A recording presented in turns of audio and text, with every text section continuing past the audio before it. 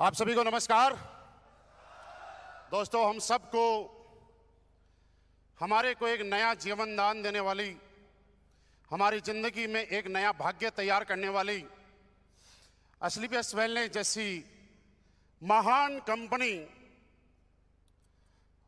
जिसके बारे में जो बोला जाए उतना कम है। शायद मुझे नहीं लगता कि उसको आइडेंटिफाई करने के लिए कोई शब्द इस दुनिया में बने होंगे। हमारी सेकंड मदर को 9 साल पूरे करने पे बहुत बहुत हम सबको भी शुभकामनाएं, बहुत बहुत बधाई।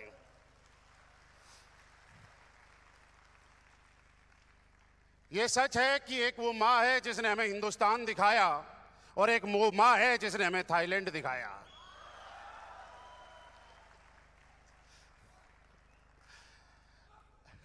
सही है ना? देखो, अपना अपना जोश है। किसी को थाईलैंड के नाम से आता है तो किसी को हिंदुस्तान के नाम से आता है। अब किसका जोश कहां से आ जाए कह नहीं सकते भाई। लेकिन आज हम जो भी हैं, जैसे भी हैं, ये सिर्फ एक विश्वास से ऊपर है। आज कोई ऐसी बात नहीं की जा सकती कि मोटिवेट किया जाए। मेरे दोस्त, थाईलैंड में है ना, लोग हाफ पैंट लेके आते हैं। हम लोग इस सूट में बैठे हैं, इससे बड़ा मोटिवेशन क्या होगा यार।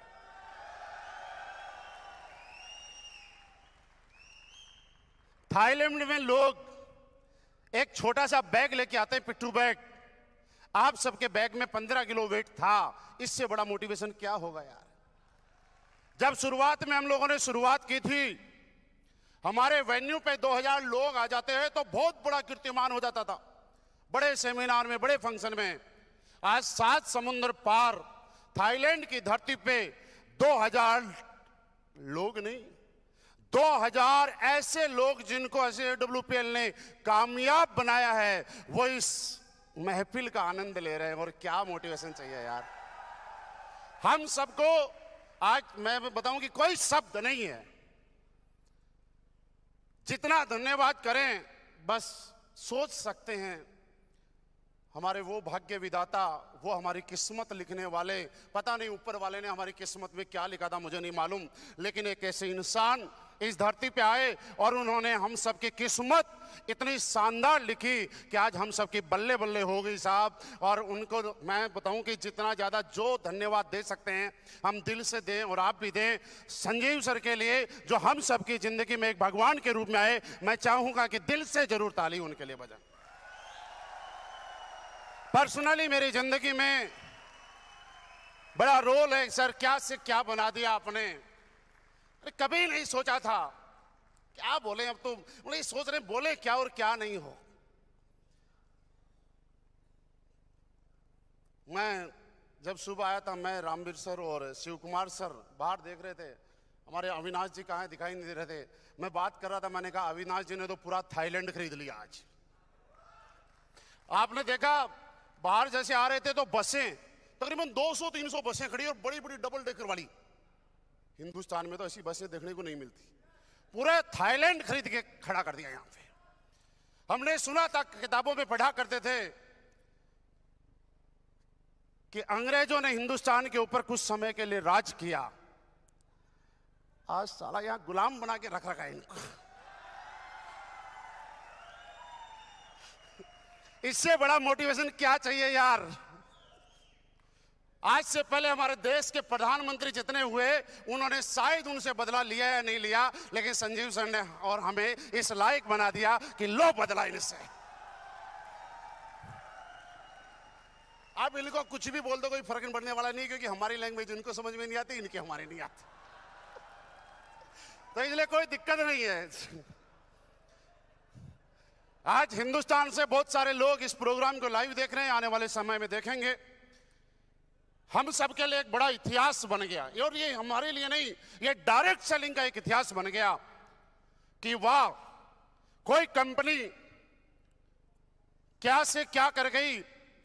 अपने स्टेट से बाहर लोग नहीं निकल पाए, डिस्ट्रिक्ट से बाहर नहीं निकल पाए, गांव से बाहर नहीं निकल पाए, और हमें तो 7 समुंदर बाहर निकाल के। आज से पहले जब संजीव सर स्टेज पे आते थे तो ये बोला करते थे कि दोस्तों एक दिन होगा कि पूरे हिंदुस्तान में जलवा होगा। और आज मैं कहना चाहता हूं आपको, और आपका में सहमति प्राप्त है मुझे, कि आज उस घोषणा का उद्घोष हो चुका है कि अब वो दिन दूर नहीं कि एसलीपीएस वेलनेस का पूरी दुनिया में राज होगा। आज ये शुरुआत हो चुकी है। क्या आपको लगता है हो गई? लगता है हो गई? कितनी भी मेहनत करे हमने, लोगों ने बोला हमने स्ट्रगल किया, हमने मेहनत किया। इतनी मेहनत कहां की हमने? इतना स्ट्रगल कहां किया?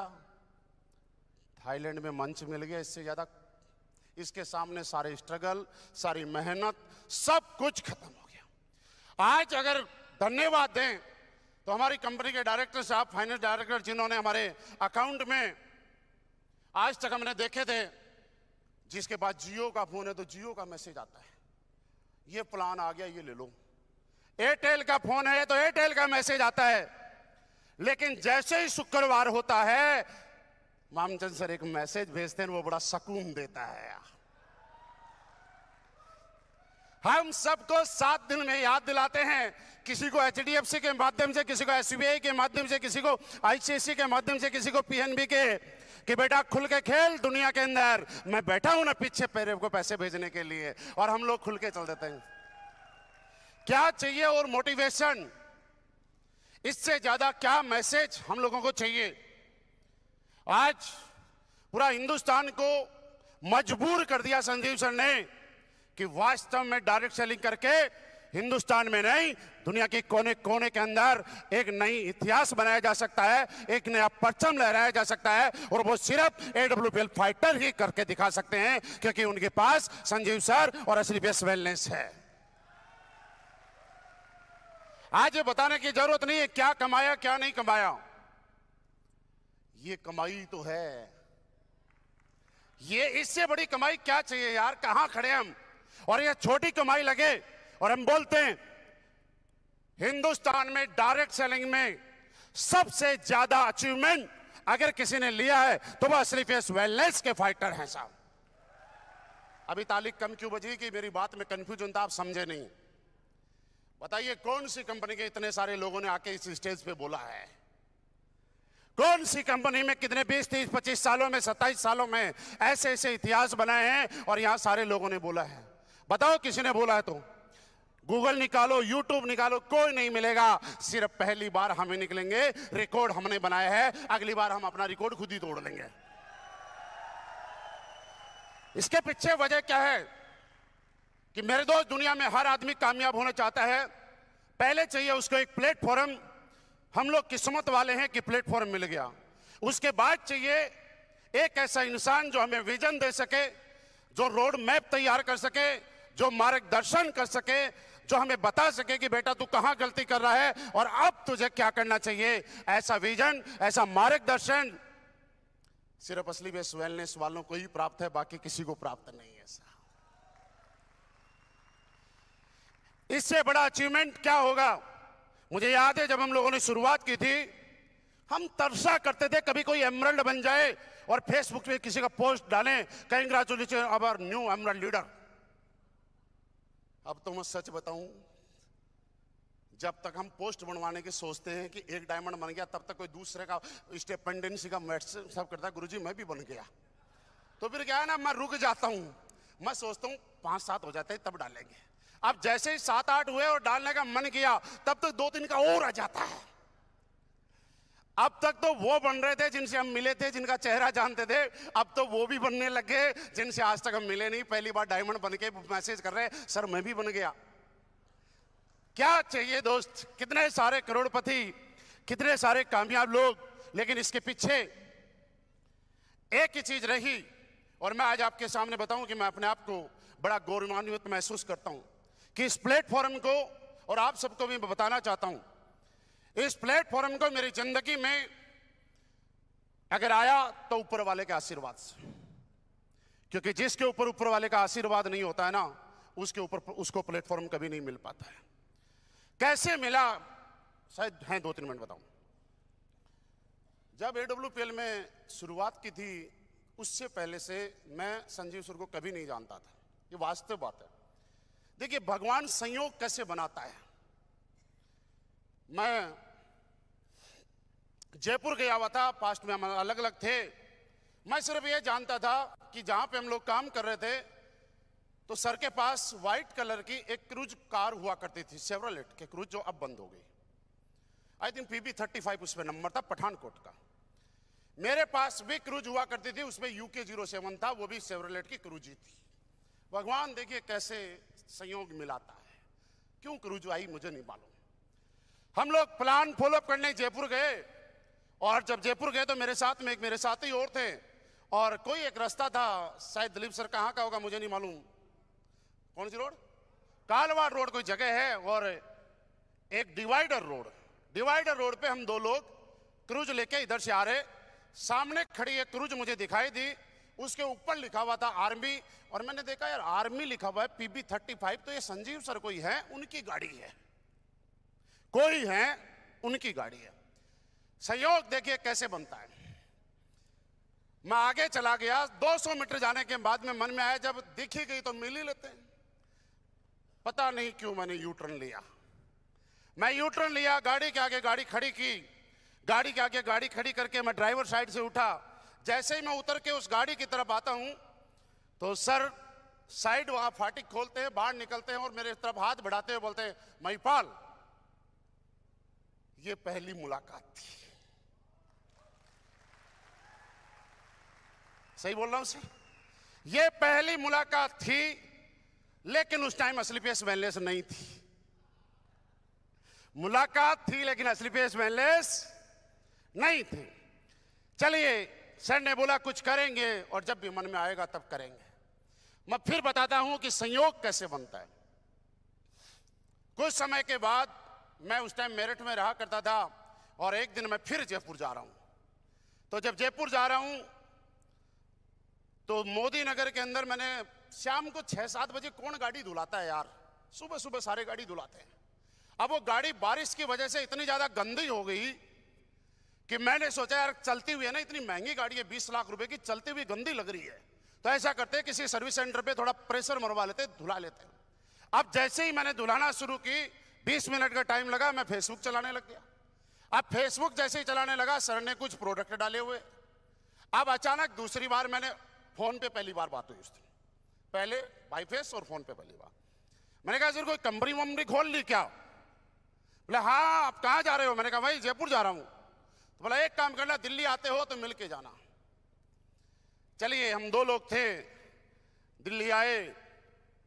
अब जब मैं दिल्ली वेलकम होटल है एक जगह, वहां पहुंचा, और मैंने कम से कम 20-25 बार फोन किया होगा, फोन रिसीव नहीं हुआ। मैं बोलता हूं फिर संयोग कैसे बनता है। देखो मैं चला गया थोड़ा आगे, और आगे जाने के बाद सर का फिर फोन आया कि मैं मीटिंग में था, और जब यहां तक आएंगे तो वापिस आ जाओ।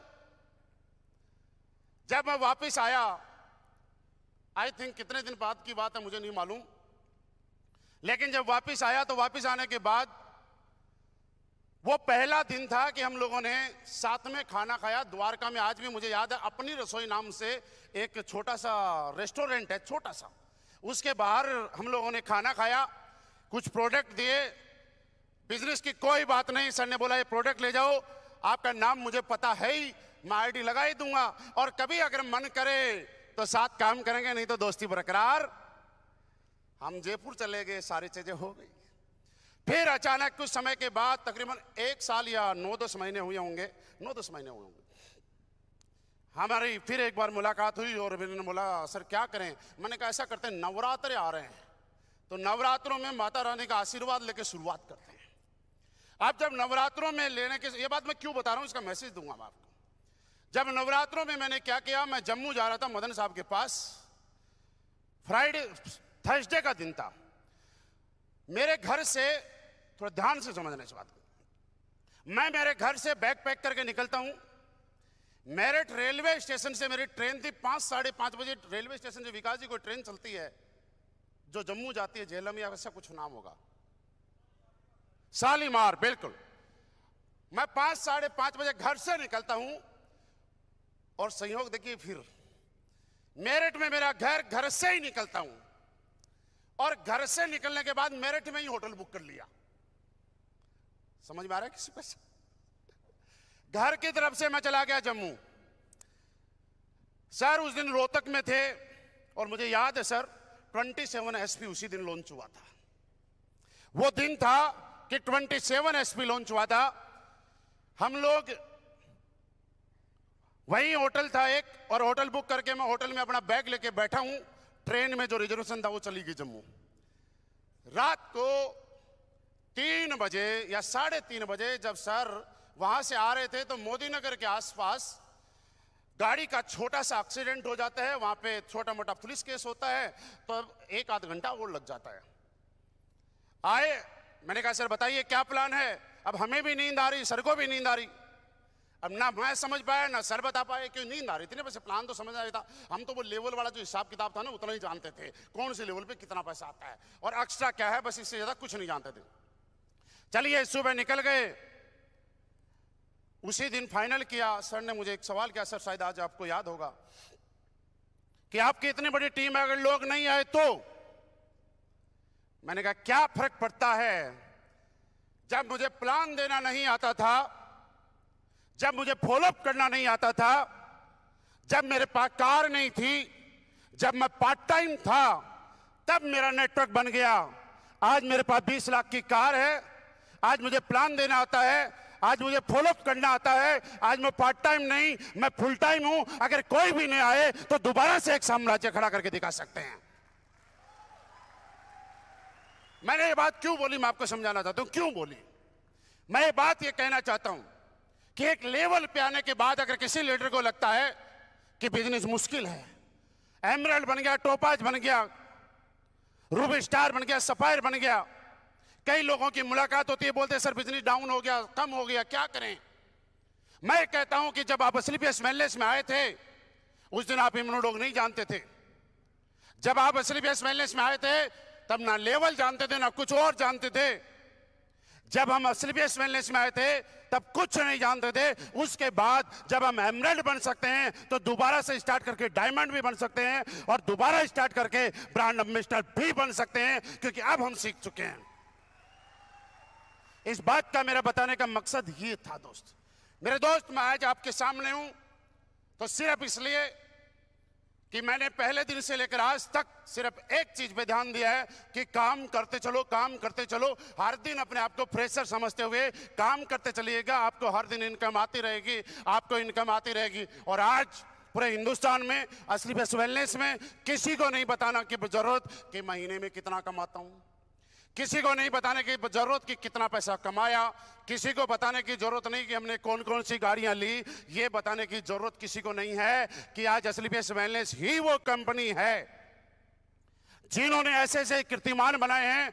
आज अगर सबसे कम समय में सबसे ज्यादा करोड़पति पैदा करने वाली कंपनी का नाम है तो एक ही नाम आता है हिंदुस्तान में, स्लीपियस वेलनेस। सबसे कम समय में अगर सबसे ज्यादा लग्जरी कार अचीवर का नाम आता है तो एक ही कंपनी का नाम आता है जिसका नाम स्लीपियस वेलनेस है। सबसे कम समय में सबसे ज्यादा लोगों को फॉरेन ट्रिप दिलाने वाली किसी कंपनी का नाम आता है तो एक ही कंपनी है जिसका नाम स्लीपियस वेलनेस है। सबसे कम समय में। और मैं आपको बताऊं कि बहुत सारे लोग तो इस कंपनी का को पता है क्या किया है, बहुत सारे लोगों के लिए तो एक कर्जा उतारू कंपनी है।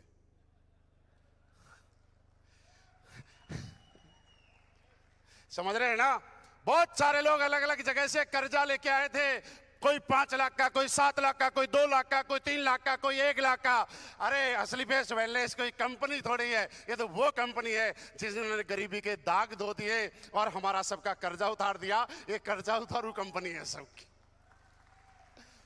मेरे दोस्त, हमारा आज ये मिशन हम लेके जा रहे हैं कि अब तक जो काम किया और पिछले 9 साल में किया, 9 साल में हमें हिंदुस्तान से विजन मिला था और आज हम इतनी बड़ी चीजें देख चुके हैं कि आने वाले 1 साल के अंदर हम पिछले 9 साल से भी बड़ा काम करेंगे, दिन रात मेहनत करेंगे। क्योंकि अब मुझे नहीं लगता कि किसी को मोटिवेट करने की जरूरत है। क्या मेरी बात से सहमत हैं?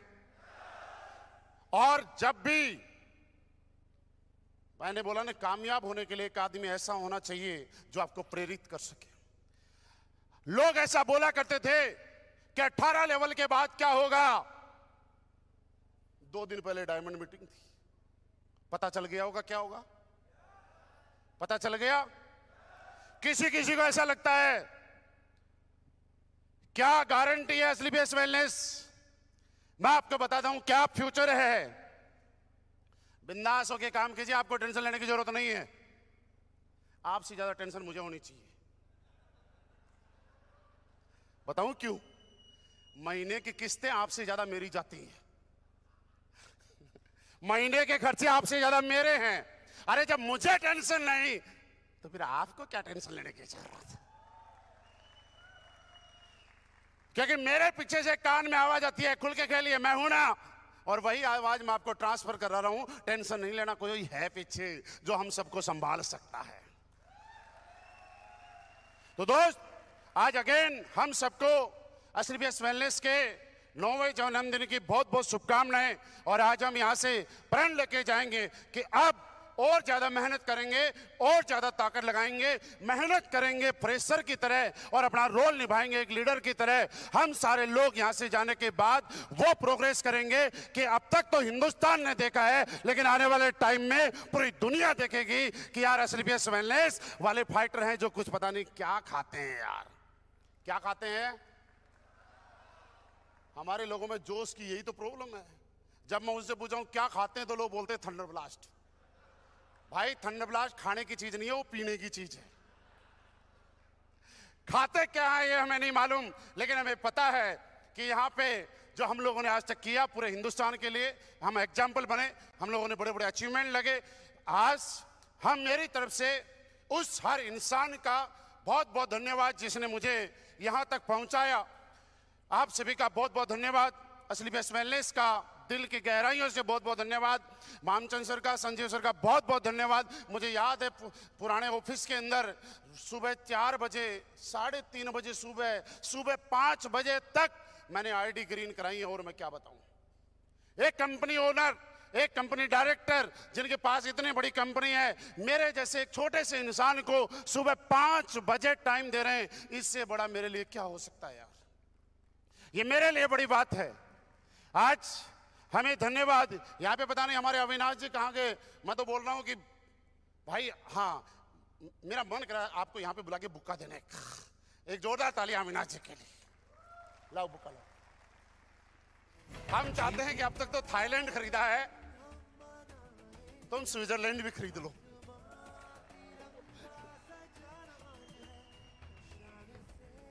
अब वास्तव में देखता नहीं इतनी बसें कहां से लाया होगा। इतनी बसें देख के मैं हजप्रभ रह गया, कहां से लाया होगा। अपनी देसी भाषा में बोले तो इतनी अंग्रेजन कहां से लाया होगा।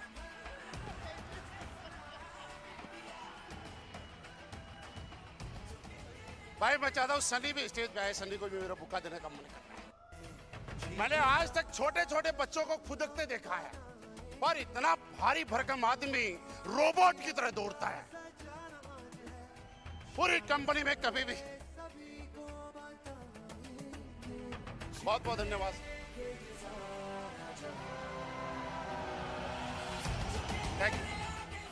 देखिए मेरा बुक्का सारे रॉयल इंडिया वेकेशन वाले खुद ही अपना अपना समझे, क्योंकि सबको नहीं बुला सकता। लेकिन वास्तव में मैं ये मैसेज क्या था पता है, हमारी जिंदगी में हमारी कामयाबी ना है ना, बहुत बड़े लोगों का रोल है, बहुत लोगों का रोल है। अगर इतना बड़ा मैनेजमेंट, इतना बड़ा सिस्टम नहीं होता तो शायद हम लोगों ने रैंक तो ले लिए, लेकिन ये प्रोग्राम नहीं कर रहे होते। और ये प्रोग्राम नहीं कर रहे होते तो हमारे ग्रुप में ये एनर्जी नहीं आ रही होती। मैं ये कहता हूं कि मेरा रोल रॉयल एम्बेसडर बनने में ओनली 5, 7, 10% होगा। 90% लोग चीजों ने तो मुझे सहयोग किया है। और मैं ऊपर वाले से एक चीज चाहता हूं कि ये सहयोग यूं ही मेरी जिंदगी में बना रहे। मैं इस पूरे सहयोग का देने वाले एक एक आदमी का जीवन भर ऋणी रहूंगा। और मैं चाहूंगा कृतज्ञता के साथ कि इनका सबका साथ, सबका प्यार, आप सबका साथ, आप सबका प्यार मुझे यूं ही मिलता रहे। अगर आपकी कामयाबी के लिए रात के 3 बजे अगर मुझे जरूरत पड़े तो मैं हरदम आपके साथ खड़ा मिलूंगा। बस इसी बात के साथ अपनी बात खत्म करना चाहता हूं। थैंक यू वेरी मच, बहुत बहुत धन्यवाद।